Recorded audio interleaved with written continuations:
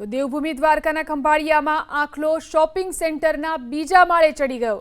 શાક માર્કેટ નજીક એક આખલો શોપિંગ સેન્ટરના બીજા માળે પહોંચી જતા વેપારીઓ અને સ્થાનિકોની અંદર દોડધામ મચી ગઈ। મનપાની ટીમ આખલાને નીચે ઉતારવા માટે પહોંચી, જ્યારે ભારે જહેમત બાદ આખલાને બીજા માળથી નીચે ઉતારવામાં આવ્યો। ખંભાળિયામાં લાંબા સમયથી રખડતા ઢોરનો આતંક છે। પાલિકાને અનેકવાર રજૂઆતો કરી હોવા છતાં રખડતા ઢોર સામે કાર્યવાહી કરવામાં આવતી નથી। શાક માર્કેટ નજીક એક આખલો શોપિંગ સેન્ટરના બીજા માળે પહોંચી જતા વેપારીઓ અને સ્થાનિકોની અંદર દોડધામ મચી ગઈ।